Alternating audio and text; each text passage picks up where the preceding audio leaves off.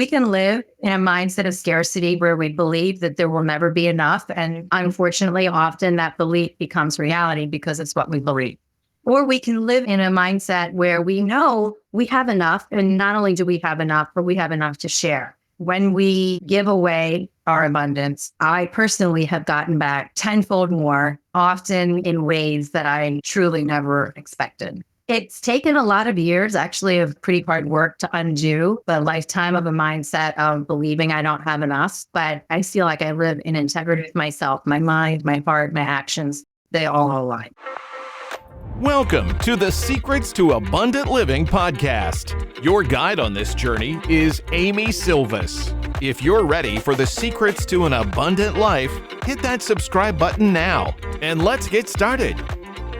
Secrets to Abundant Living podcast community. Welcome back to another amazing episode. My name is Amy Sylvis. If you don't know me, thankfully our podcast is growing and growing. So I always want to introduce myself. I am the founder and CEO of Sylvis Capital.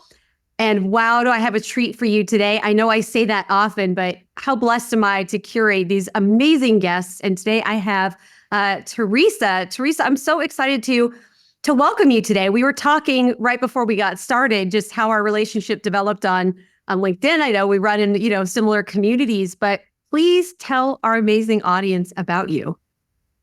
Amy, thank you so much for having me on. It is really such a pleasure to be on your podcast. I am, first and foremost, incredibly privileged to be called mom to three of the most amazing humans I know.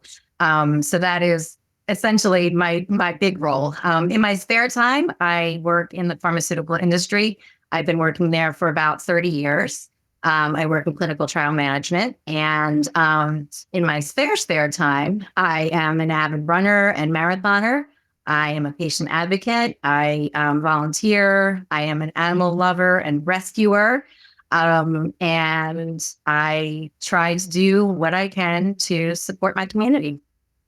Wow, you are several people all rolled into one, and we need more of you in this world. I'm so impressed by you. I would ask for a clone sometimes when I can't be everywhere all at once. Yeah, I would imagine. Well, gosh, there are so many reasons why I wanted to have you on this podcast. I admire you professionally. I admire you because of how you advocate, for people like myself and other people that are, that are patients, especially in the rare disease community. And you recently and you've been through some things on your own, and there's a whole story around that came from just, wanting to help somebody. So without kind of dropping too many clues here, let's start off with talking about what abundance means to you, and we can peel through that onion and tell your incredible story as we go, if that's okay. Absolutely. And I've been thinking about this. And a few weeks ago, I was reading a book. And there was a phrase in that book, and it hit a home run for me. And the phrase was, wealth is having enough to give away. And in my mind, I substitute abundance for the term wealth. And that's what it means to me, having enough of whatever it is to give away. And honestly, that is the way I live my life right now. I have incredible gifts. I know that I can share with the world, with individuals, with organizations. Those gifts can be money, they can be time, they can be skills. And that is really how I approach a life of abundance. How beautiful, especially in a day and age where it seems like so many people are in contraction and are so focused on themselves and protecting themselves. I get goosebumps, or we call them God bumps. Just hearing about you talk about this overflow of acknowledging what you have, and then being really mindful of, we call it time, treasure, talents, all of these things that you so freely feel. I don't want to put words in your mouth, but it sounds like you really make an intention to make those available to those around you that have those needs. Yeah, you hit it right there. I call it time and talent. Often, I've been a board member for a nonprofit women's organization.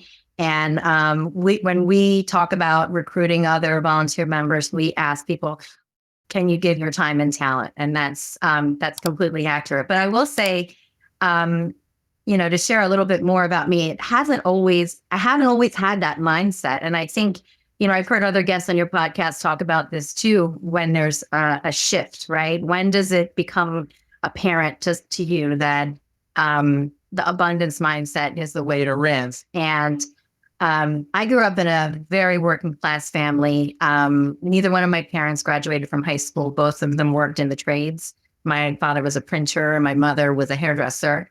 I am the youngest of 5 kids. And so most of the time, there was just enough. Some of the time, there was not quite enough. And so I have, words in my adult life now that I can put to the experience that I lived. But I lived in a mindset of scarcity for most of my life, right? My mind was always telling me there might not be enough. We have to protect what's ours. We have to look for more because next week we might not have enough. And but the funny thing is that even when I was a little kid, my mind said that to me over and over again, but my actions were contradictory. I was always that kid that was giving away. I was saving every animal. I was bringing home the birds with the broken wings and all of that stuff. But there's one particular story that it used to be a running joke in my family, but back in the day, I'm a woman of a certain age, right? So I was watching TV. This is long before streaming or internet or, instant gratification of what you wanted to watch. And you basically just watch what the TV gave you.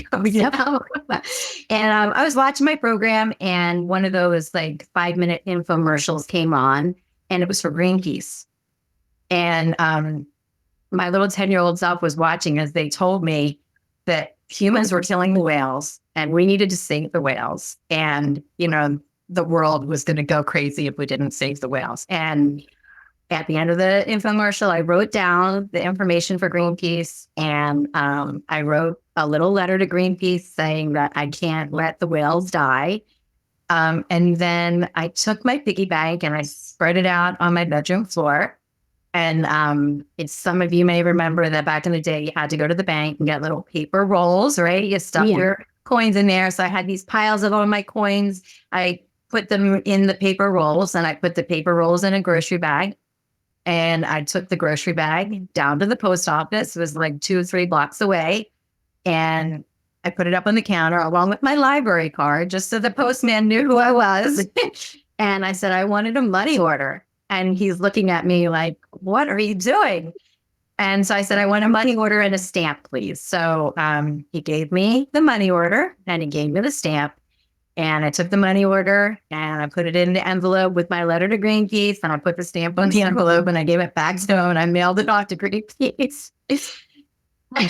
Well, the funny thing is, a couple of weeks later, maybe a month or whatever later, I get this package in the mail, like a little envelope package. And of course, my mom intercepted it because 10-year-olds don't get packages. Right. And she opened it, and inside is a letter from Greenpeace thanking me for my donation, and then a bumper sticker and like a button and other tchotchkes. And my mom's was like, Teresa, she said, what is going on here? Yeah. And I told her the story, basically what I just said. And she just looked at me and she closed her eyes and took a breath, and she just walked away. I think I put her over the edge. And by the time, like I said, I was the youngest of 5. I guess she figured if I wasn't really doing any harm to anybody, she wasn't going to mess with it. Yeah. Oh, gosh, the picture I have in my mind of 10-year-old you obviously, this is just part of every bone in your body, right? This is who you are. Gosh, to care that much about the whales. And as you mentioned, you often, it sounds like, didn't have enough. And we're very cognizant of what next week might be like. So to have that in your heart, to want to save the whales that's just beyond words. And what a foreshadowing for the woman you would become, right? Yeah, I'm still saving all the animals. But, again, I have words now in my adult life. I have words to put to my experience. And I think what I experienced from that moment on until I really discovered the idea of abundance is a cognitive dissonance. I lived in a space where my heart and my actions were portraying one thing, but my mind kept saying, we don't have enough. We don't have enough. We have to protect what's ours.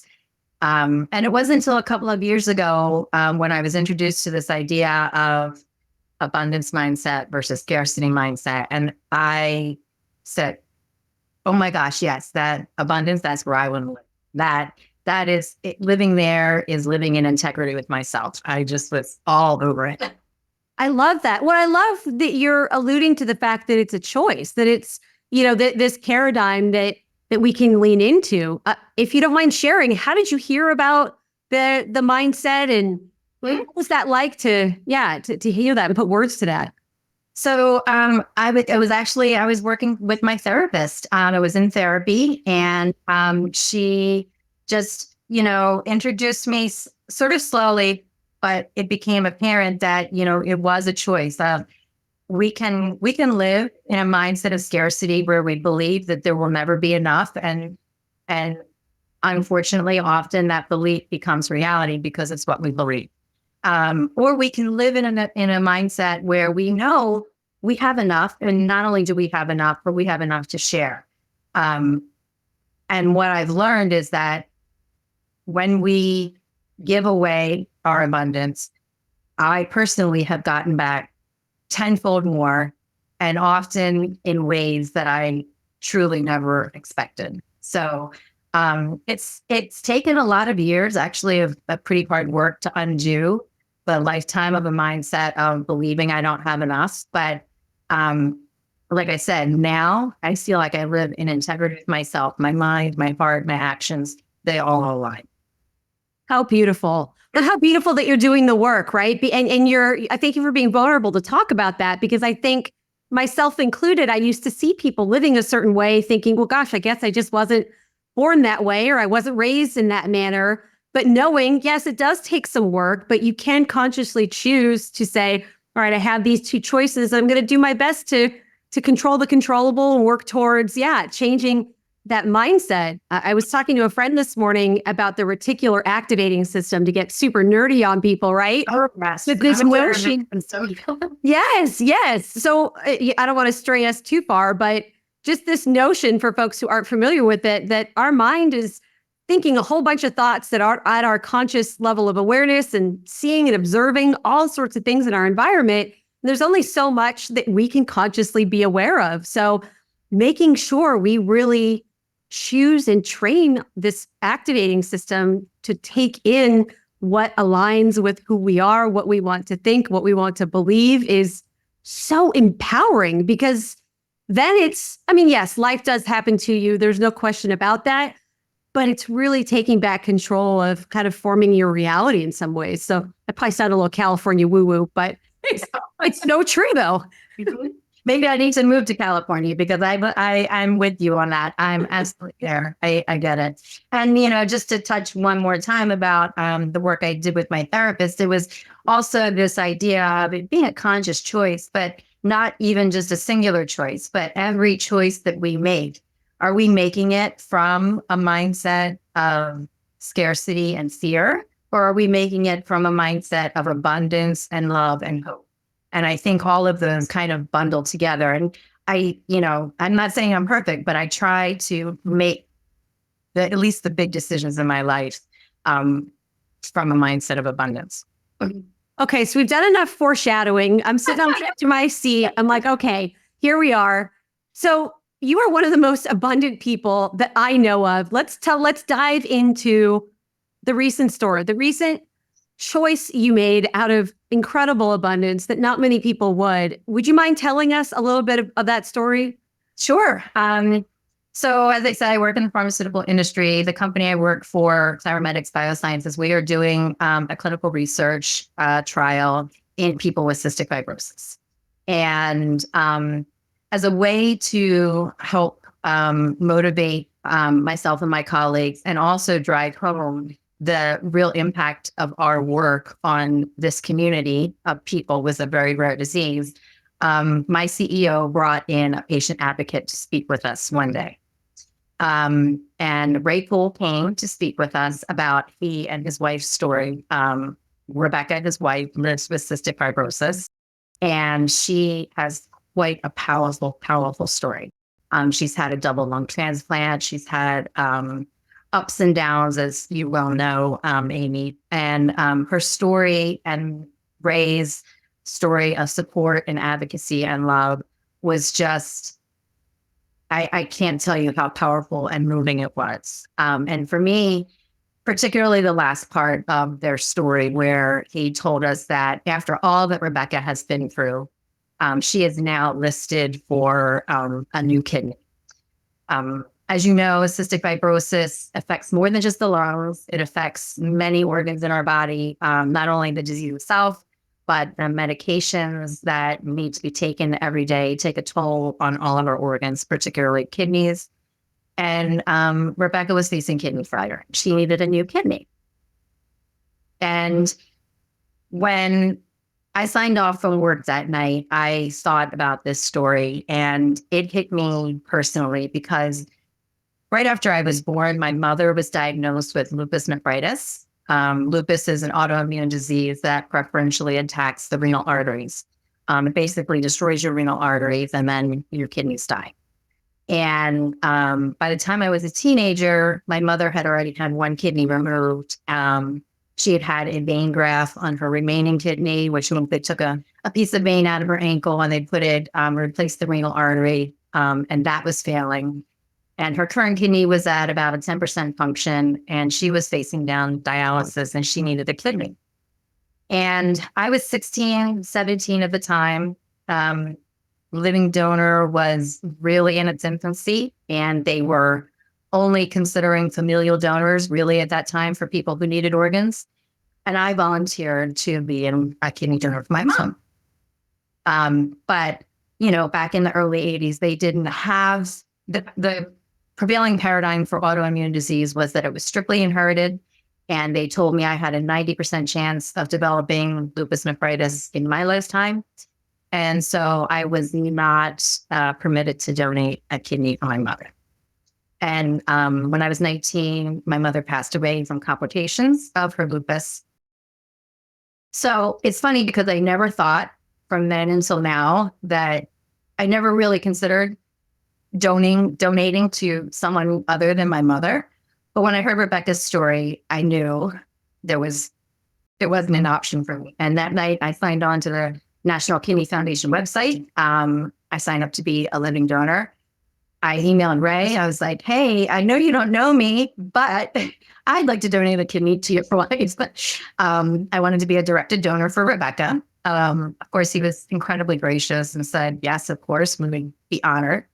And the beauty of being a living donor is that even if my kidney was not a direct match for Rebecca, even if she couldn't accept my kidney, I could donate to someone who I was a match for, and it would give her a little bit of a priority status for the next possible match for her. So she would get bumped up a little bit because she had a directed donor. So I was so excited. I told everyone I worked with, I was like, hey, remember Ray came in and talked to us? I was like, well, now we're going to go do this thing. And, I'm probably going to need a lot of time off from work because I have all these doctor's appointments, because the screening process is pretty intense. And even before you start the screening process, you have to make sure that you're in good health. And again, being a woman of a certain age, I have a lot of cancer screenings that are due when you reach 50. Yeah. So I started going through all my cancer screenings, and I got to mammogram, which I've had so many of them. And I knew when I had my mammogram, I was like, oh, I've had to go for advanced screening before. So when I had my mammogram and I got the test results the next day, I knew they were going to tell me I had to do an advanced screening. What I wasn't prepared for was the radiologist's note on the test results, which said high risk for malignant neoplasm. I was like, oh, that's new. Okay. But I called my provider. She gave me orders for mammogram with ultrasound. Managed to get an appointment the following week for a mammogram with ultrasound. And my partner, Anthony, and I went to the appointment. I told him, he'd never been through this before. He was nervous. I said, okay, listen, I'm going to go do this. We are not getting results today. We are walking out of here not knowing anything more than we know now. I said, things don't happen that fast. And he's like, okay. So I go back, I get the mammogram, I get the ultrasound. And then instead of walking me back out to the waiting room, they walked me into a consultation room. And I was like, okay, this is again off script. This wasn't on my bingo card. And the radiologist came in, and he was incredibly kind and also very, very blunt. And he just said to me, he said, Teresa, you have a 3 millimeter mass in your right breast, and it is cancer. And I immediately went into like clinical mode. And I was like, well, you didn't do a biopsy. You don't, I mean, and I just went down the list of why he couldn't tell me I had cancer that day. Yeah. And he's shaking his head. And then he took my hands in his hands and he said, I know how hard this is. He said, I know you didn't expect to receive this information today. He said, but I've been doing this for 25 years. And I can tell you that I've never seen anything that looks like that not be cancer. And then he said, you have to get this done. You have to get this taken care of right away. He's like, you need to get a surgical consult. You need a biopsy. He said, and do it today. Don't wait. Don't wait till next month. Don't put it off. Don't wait. This was like early summer. He's like, don't wait until after summer. He's like, do it today.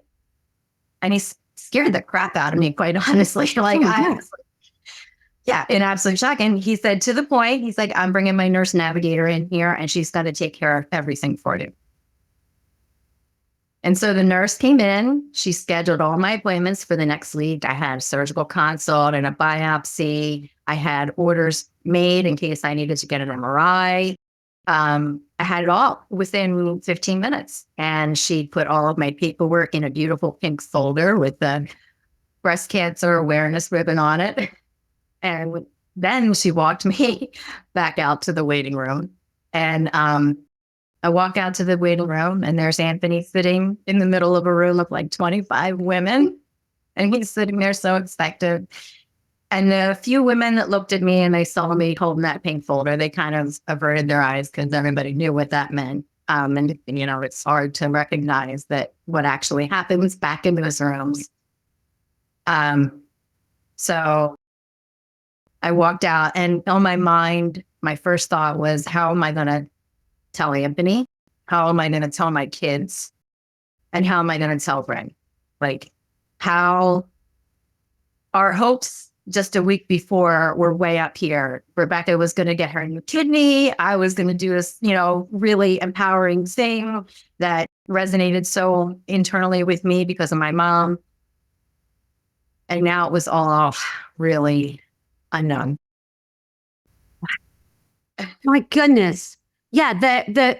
Just the arc of that, of the excitement, just as you said, of doing something that the abundance, as we talked about, you know, having enough, giving to others and being so excited to be on that track, because I'm sure you would. And then, well, wait a minute, this isn't the plan. You just found out that you yourself were in a medical crisis. And not only, I'm guessing, you're not able to donate your kidney, you can't fulfill that, but now you have to, you know, turn and get yourself taken care of and battle through that.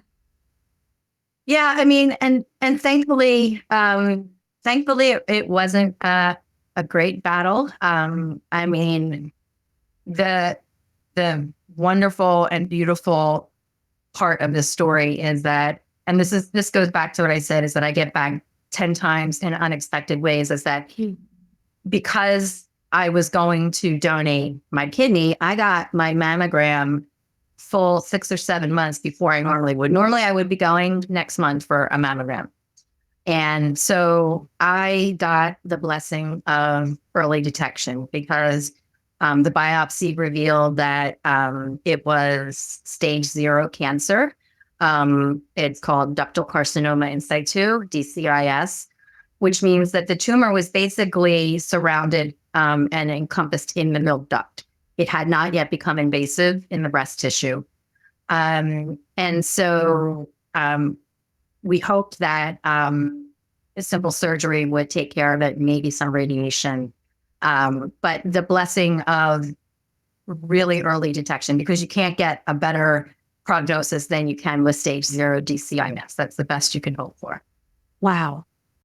So finding the blessing in this, I mean, I'm sure it was incredibly difficult and devastating, but seeing the blessing in it that, yeah, you got this gift of early detection. And anyone that knows anything about medical care, the best medicine is the preventative medicine, right? Is the early detection. So the best possible prognosis, that it sounds like if you had waited and you were doing the normal, it's not like you weren't doing your normal mammograms, but because of what this was, if they caught it at the normal interval where you were being screened, it may have been a whole different scenario. Is that right?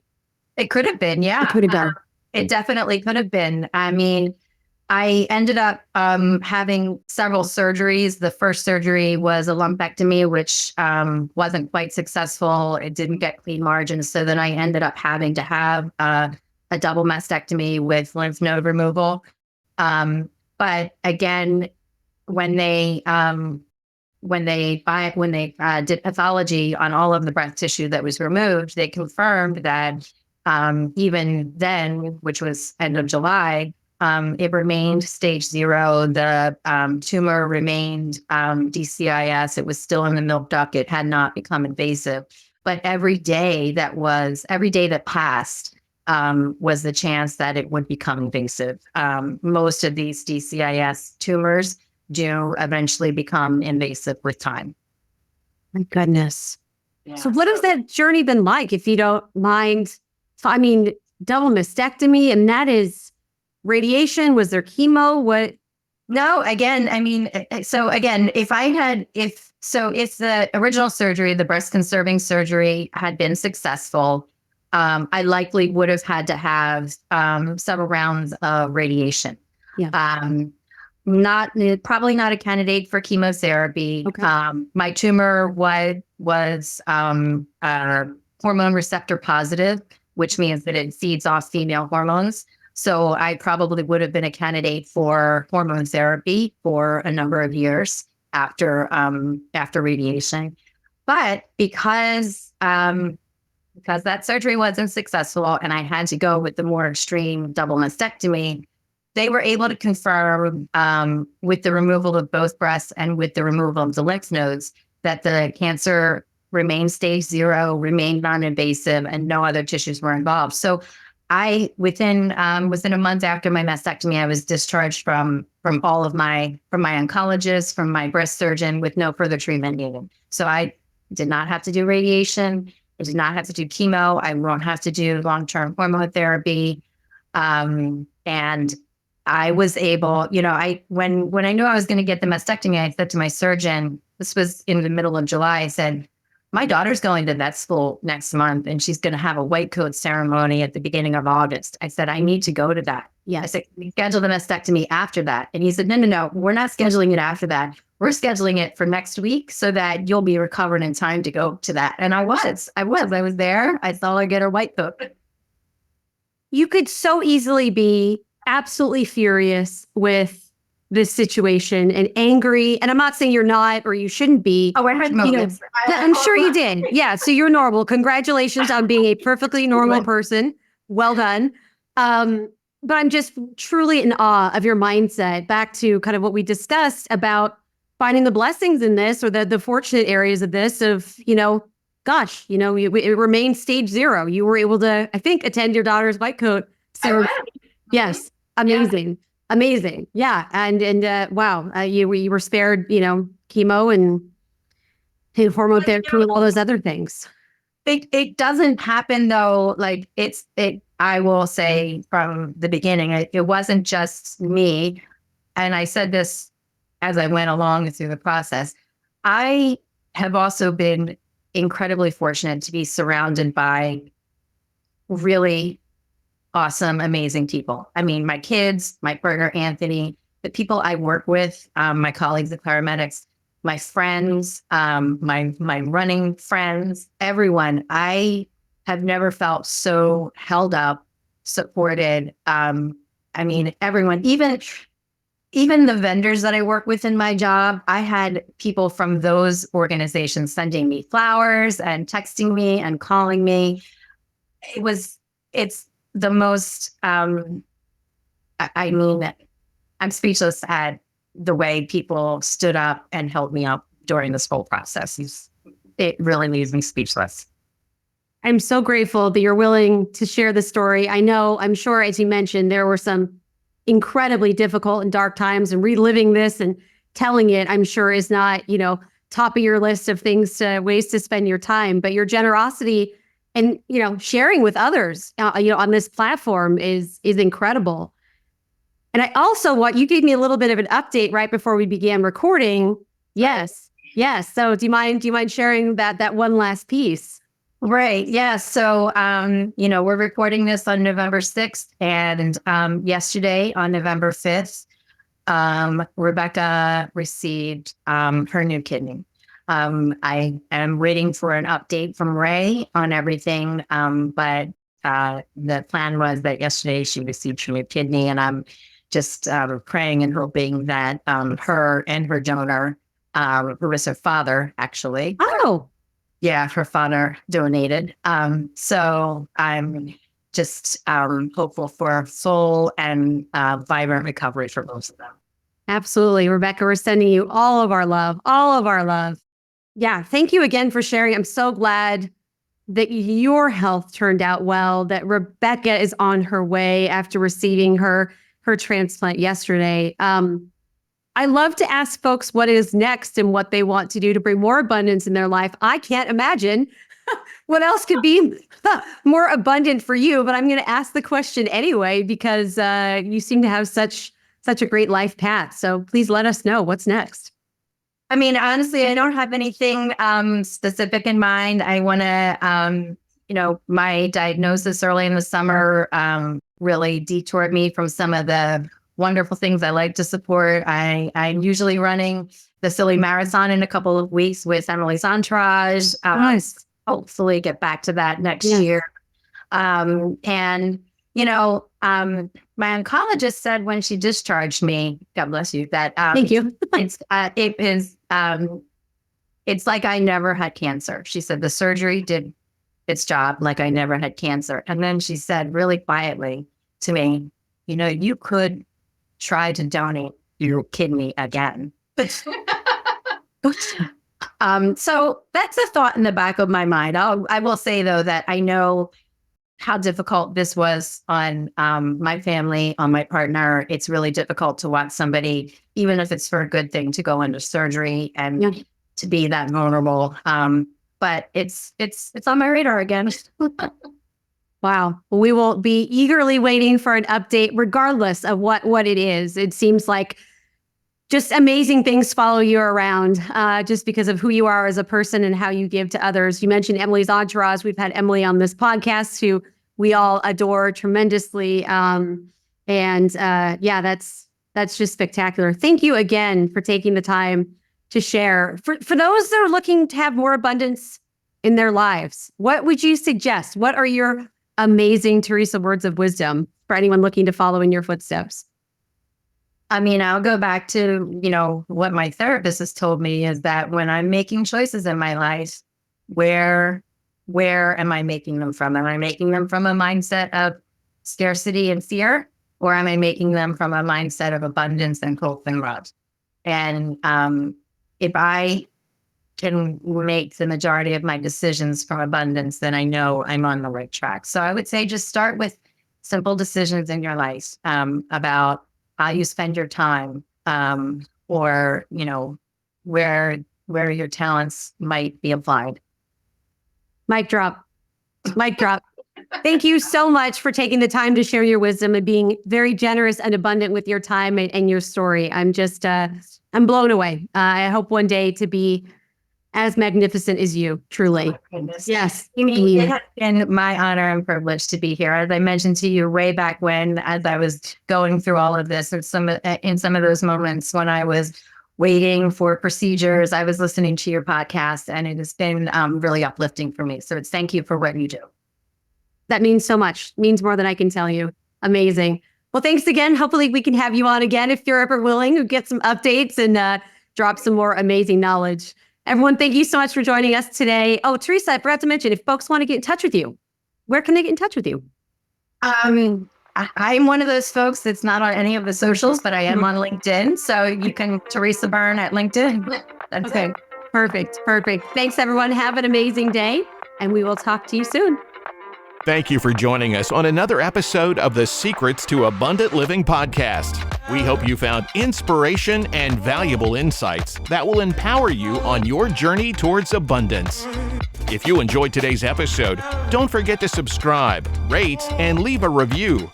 Your feedback means the world to us, and it helps others discover the secrets to an abundant life too. Stay connected with us on LinkedIn, Amy Sylvis. Keep striving for your goals, nurturing your relationships, and embracing the adventure that is life.